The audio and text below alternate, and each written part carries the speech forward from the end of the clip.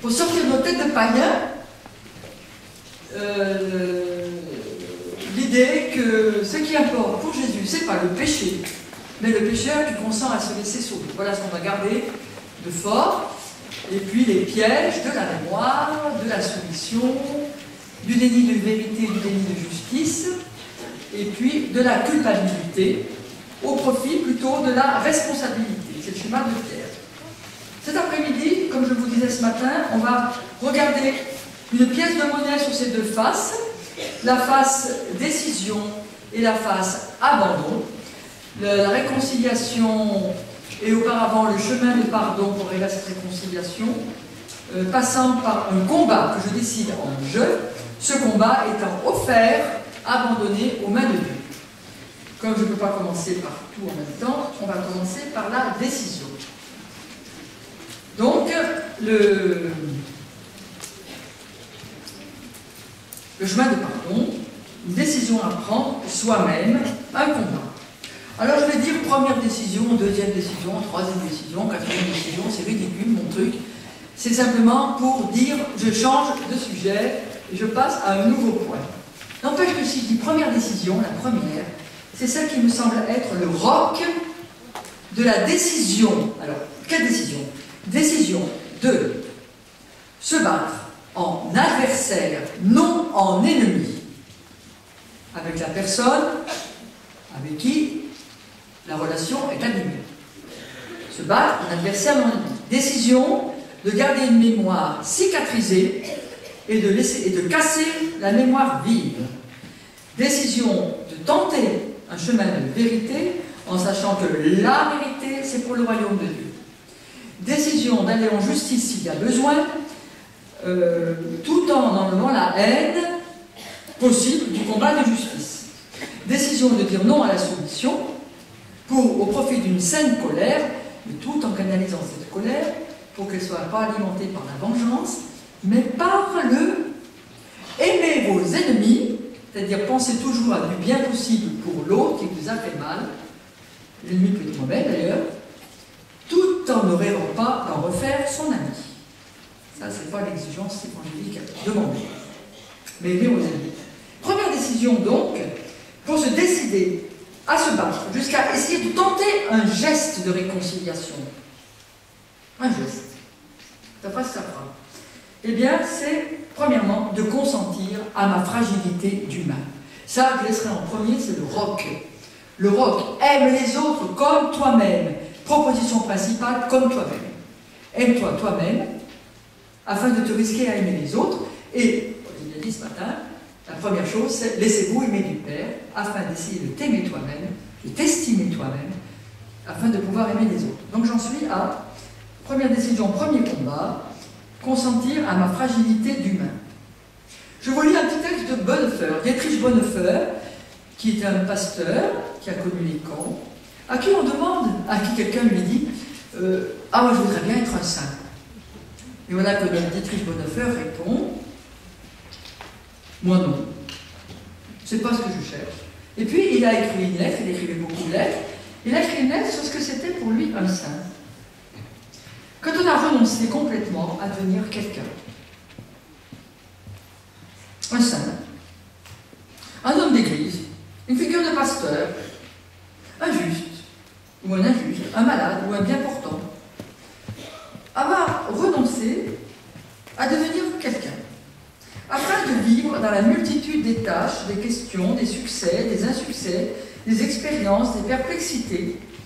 C'est ça alors seulement, quand on a renoncé complètement à devenir quelqu'un, que l'on se met pleinement entre les mains de Dieu.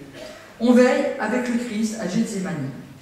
Et c'est même ainsi qu'on devient un homme et un chrétien.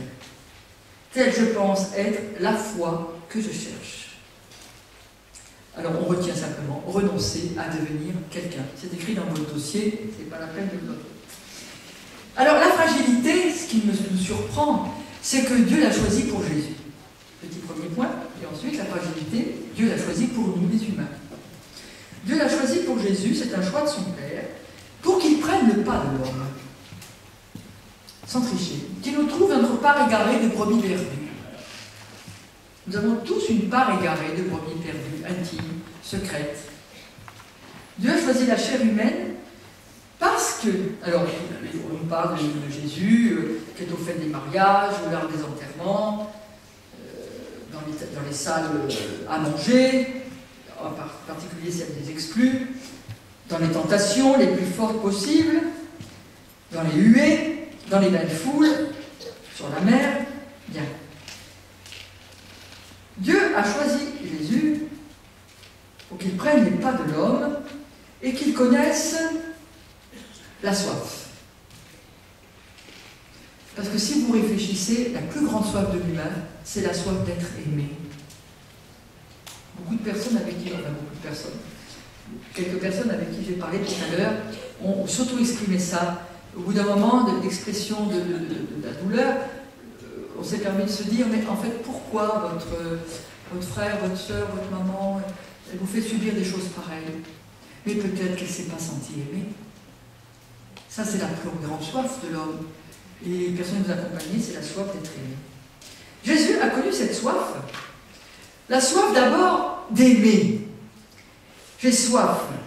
Et quand moi, il me semble que quand il dit à la Samaritaine j'ai soif, on a dit que c'était de la pédagogie pour arriver de la soif de la flotte à une autre soif. Pas sûr.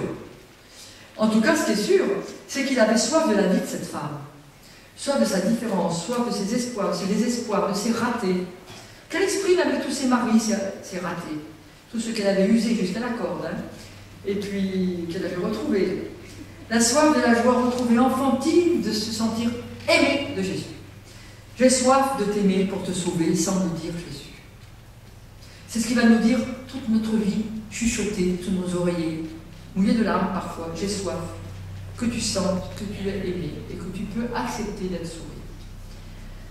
Et j'ai soif sur la croix, alors peut-être bien soif d'eau, et pourquoi pas soif du Dieu absent présent, mais qui s'est absenté, soif de tendresse, soif de mourir au plus vite, va savoir. En tout cas, Jésus a soif, non pas de donner encore, mais soif de se lâcher, de s'abandonner. Parce que se donner, se marier avec se lâcher. Vous vous donnez beaucoup dans l'activité pastorale. Mais comme on disait tout à l'heure, on ne donne pas ce qu'on sait, on ne donne pas ce qu'on fait, on ne donne pas ce qu'on dit, on donne ce qu'on est. Et on a besoin de se lâcher. J'ai soif, c'est le cri de l'espérance du chrétien. Et à tel point que Jésus passe son temps à dire, veux-tu être sauvé? As-tu soif d'être sauvé? Donc ma première question, avant qu'on se pose des questions pastorales tout à l'heure, et moi, de quoi précisément j'ai besoin d'être sauvé? De quoi j'ai soif d'être sauvé? D'être mal aimé de mon conjoint? D'être sauvé de quoi? Qui me redonnerait les ailes de l'espérance, qui me redonnerait le goût de vivre, le goût d'aimer. Là est ma fragilité, et notre première décision à prendre dans le combat, pour retrouver l'autre qui m'a fait du tort, et puis l'autre me retrouve parce que je lui ai fait du tort, c'est de pouvoir retrouver le lieu où j'ai besoin d'être sauvé, et de le regarder. Xavier Thévenot, qui est un moraliste, alors moraliste ça veut dire quoi? Pas moralisateur. Ça veut dire, en théologie, il y a des compartiments, comme dans les ministères, il y a des compartiments. Et lui, il avait choisi le compartiment de l'éthique, de la morale. Et il a eu à dire, à méditer sur le fait que Jésus dit toujours, mais essayez d'être comme cet enfant. Et on lui demandait, qu'est-ce que c'est qu'être adulte? Être adulte, dit-il, c'est consentir à avoir un petit enfant en soi sans en être traumatisé. Renoncer à être quelqu'un. Même si je suis patron d'entreprise, je suis évêque du lieu, je suis la conférencière du jour, mais je suis aumônier de ce service, voilà, sans en être traumatisé. Le lieu où Jésus a expliqué le don de sa fragilité de fils de Dieu, parce que l'amour rend fragile, parce que l'amour fait souffrir, c'est la scène. C'est son dernier combat dans la non-violence. Alors, le don après est choisi de Dieu, pour nous les humains, d'être fragiles. Alors, on a beaucoup raconté de choses, et on continuera à en raconter jusqu'à la fin de genre humain. sur le texte de la Genèse que vous avez un peu médité, peut-être en parlant de Job l'année passée, puisque vous avez fait une petite tour, un petit coucou là-bas, vers cet homme, cette femme, donc le genre humain chassé du paradis. Et il est arrivé que souvent on prêche malédiction. Vous permettez, j'aime bien être un peu atypique, et moi je l'ai médité comme bénédiction. Il est possible, pourquoi pas, que Dieu, qui est quand même le plus fin des psychologues, parce qu'il faut voir quand même comme c'est écrit, les deux écritures. Les sciences humaines sont arrivées bien après, hein. Il connaît le genre humain et qu'il ait compris qu'on ne peut aimer vraiment que dans des champs, C-H-A-M-P-S, à taille humaine. Dans des champs à taille d'homme, fragilité consentie, fragilité échangée, dans l'amour conjugal. Il n'y a rien de plus beau quand ce monsieur, qui est peut-être le chef de l'entreprise, se met là dans le petit creux de madame, au chaud, et qu'il consent à se laisser aimer tendrement dans sa nudité, dans sa fragilité. Parce qu'il y a que dans l'amour conjugal qu'on se connaît franchement, hein. Au-delà des vernis que nous donne notre vie de société. Donc il est possible, pourquoi pas, que Dieu ait choisi de renvoyer le genre humain hors de ce paradis, de nous chasser tous du rêve du paradis, des eaux bleues de Tahiti pour mener nos vies, afin de nous rappeler « Ma grâce te suffit, car la puissance se déploie dans la faiblesse. » Il m'arrive souvent de parler à des sessions pastorales de mariage et de rappeler cette expérience humaine que vous avez tous, même à la vie communautaire, si vous êtes religieuse ou religieux. On ne commence à aimer que lorsqu'on est sorti de l'illusion et qu'on a consenti à la désillusion. Tant qu'on a les frisettes des fiançailles et qu'on est dans la fusion, on n'est pas vraiment dans l'amour. On est dans le miroir. On est dans le désir de se voir, soit dans l'amour que l'autre nous renvoie. À partir du moment où on tombe dans la désillusion de l'autre, désillusion de mon conjoint, mais désillusion que me donne mon enfant, qui ne fait pas le rêve que j'aurais tant aimé pour lui. Désillusion de mes parents, désillusion de mon entreprise, désillusion de ce service diocésain, désillusion de mon église. On commence à rentrer dans l'amour. C'est-à-dire qu'on a consenti à ce que cet autre, il soit dans la fragilité. À ce que ces autres, mis ensemble, même au nom de l'Évangile, vivent de la fragilité, consentie, mais sauvés. Parce qu'il semble que dans l'Écriture, il soit dit, d'abord, je ne sais pas si vous avez remarqué, mais comme Dieu ne supporte pas le perfectionnisme. Hein. Il y a des tas de textes où il chasse ceux qui veulent être perfectionnistes. On a souvent des textes qui nous rappellent pour le contemporain, pour notre vie aujourd'hui, à un pur amour. Dieu préfère un amour sauvé, sans préférer un amour sauvé. À une pure famille, Dieu sans préférer une famille qui consent à se laisser sauver. À un pur exercice de son métier, Dieu préfère, sans préférer, qu'il préfère l'exercice de son métier qui consent à se laisser sauver. À une pure église, nous disons qu'elle est sainte, mais c'est ça être saint, c'est consentir à savoir fragile, branché, toujours branché, non pas débranché. C'est-à-dire que le péché, c'est d'être débranché de Dieu, des autres. Voilà. Et il est dit, tout le temps, dans des tas d'histoires que raconte Jésus, qu'il vit lui-même, que ce sont les gens les plus nus qui sont les plus forts. Et on nous parle de la force des malades, réclamant publiquement leur guérison, alors qu'ils sont vus comme des pécheurs notoires. De la force du larron, vous avez travaillé tout à l'heure sur ce texte, qui appelle à être au paradis. De la force de Thomas, qui veut croire en voyant, et qui est le seul à dire cet acte de foi, mon Seigneur et mon Dieu. De la force de Jésus, fragile sur sa croix, de la force des femmes au tombeau, en plein désarroi devant un tombeau vide, mais qui en fait se jeu de ne rien dire à personne, en Saint Marc, mais qui vont aller le dire puisque c'est venu jusqu'à nous.